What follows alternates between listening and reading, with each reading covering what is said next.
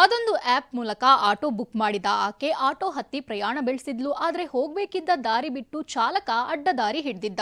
ಕಗ್ಗತ್ತಲ ಹೊತ್ತಲ್ಲಿ ಭಯಗೊಂಡ ಮಹಿಳೆ ಚಲಿಸುತ್ತಿದ್ದ ಆಟೋದಿಂದಲೇ ಜಂಪ್ ಮಾಡಿದ್ಲು. ಅಷ್ಟಕ್ಕೂ ಥಣಿಸಂದ್ರದ ದಾರಿಯಲ್ಲಿ ರಾತ್ರಿ ಆಗಿದ್ದೇನು ಬನ್ನಿ ನೋಡೋಣ.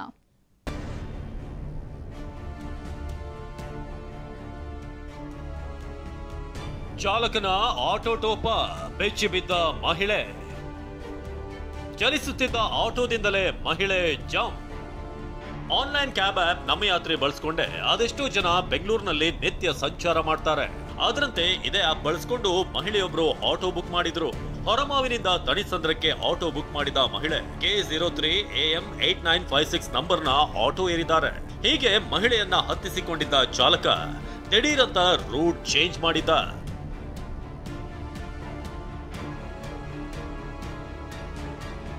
ಹೊರಮಾವಿನಿಂದ ಥಣಿಸಂದ್ರಕ್ಕೆ ಹೋಗಲು ಮಹಿಳೆ ಆಟೋ ಬುಕ್ ಮಾಡಿದ್ಲು. ವೀರಣ್ಣಪಾಳ್ಯ ಬಳಿ ರೂಟ್ ಚೇಂಜ್ ಮಾಡಿದ ಚಾಲಕ ತುಂಬಾ ಕತ್ತಲಿದ್ದ ಹೆಬ್ಬಾಳದತ್ತ ಆಟೋ ತಿರುಗಿಸಿದ್ದ. ಇದರಿಂದ ಮಹಿಳೆಗೆ ಗಾಬರಿಯಾಗಿ ಕೂಗಿದ್ದಾಳೆ, ಕಿರುಚಿದಾಳೆ. ಆಟೋ ನಿಲ್ಲಿಸಿ ಅಂತ ಕೇಳ್ಕೊಂಡಿದ್ದಾಳೆ. ಆದ್ರೂ ಚಾಲಕ ಮಾತ್ರ ಆಟೋ ನಿಲ್ಲಿಸಲಿಲ್ಲ. ಇದರಿಂದ ಭಯಗೊಂಡ ಮಹಿಳೆ ಕೊನೆಗೆ ಚಲಿಸುತ್ತಿದ್ದ ಆಟೋದಿಂದಲೇ ಜಂಪ್ ಮಾಡಿದ್ದಾಳೆ. ಮಹಿಳೆಯ ಪತಿ ತಮ್ಮ ಎಕ್ಸ್ ಖಾತೆಯಲ್ಲಿ ಈ ವಿಚಾರವನ್ನ ಹಂಚಿಕೊಂಡಿದ್ದು ಪೊಲೀಸರಿಗೆ ಟ್ಯಾಗ್ ಮಾಡಿದ್ದಾರೆ. ಅಷ್ಟೇ ಅಲ್ಲದೆ ಅಮೃತಹಳ್ಳಿ ಪೊಲೀಸ್ ಠಾಣೆಯಲ್ಲಿ ದೂರು ದಾಖಲಿಸಿದ್ದಾರೆ. ಒಂದು 4 ಕಿಲೋಮೀಟರ್ ಮುಂದೆ ಹೋಗಿದ್ದಾರೆ. ನಮ್ಮ ರೂಟ್ ಇರೋದು ಥಣಿಸಂದ್ರ, ನಾಗವರದಿಂದ ರೈಟ್ ತಗೋಬೇಕು.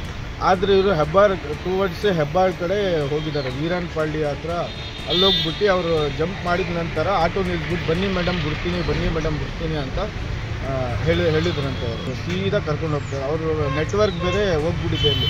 ಅವ್ರು ತುಂಬ ಗಾಬರಿ ಆಗಿ ಅವ್ರಿಗೆ ಜ್ವರನೇ ಬಂದ್ಬಿಟ್ಟಿದೆ.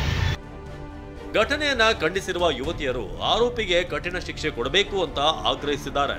ನಮ್ಮ ಯಾತ್ರೆ ಆ್ಯಪ್ ಅವರು ಕೂಡ ಸ್ವಲ್ಪ ಕಟ್ಟುನಿಟ್ಟಿನಿಂದ ಕ್ರಮ ಕೈಗೊಳ್ಳಬೇಕು. ಹಾಗೆ ಆಮೇಲೆ ಸರ್ಕಾರ ಕೂಡ ಇದನ್ನು ತಡೆಗಟ್ಟಿ ಇದರದ್ದು ಏನಾದರೂ ಮುಂದೆ ಆಗ್ತಕ್ಕಂಥದ್ದನ್ನು ನೋಡಿ ಆ ಹುಡುಗಿಗೆ ಆಗಬೇಕಾದದ್ದೆಲ್ಲ ನೋಡ್ಕೋಬೇಕು ಅಂತ ಕೇಳ್ಕೊಂಡು. ಆಟೋಗಳು ಅಂದ್ರೆ ಬೆಂಗಳೂರಿನ ಜೀವನಾಡಿ.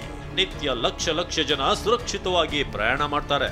ಆದ್ರೆ ಕೆಲವರು ಮಾಡೋ ಇಂಥ ದುಷ್ಕೃತ್ಯದಿಂದ ಆಟೋ ಹತ್ತುವ ಮುನ್ನ ಮಹಿಳೆಯರು 10 ಬಾರಿ ಯೋಚಿಸುವಂತಾಗಿದೆ. ಕಿರಣ್ ಸೂರ್ಯ, TV9 ಬೆಂಗಳೂರು.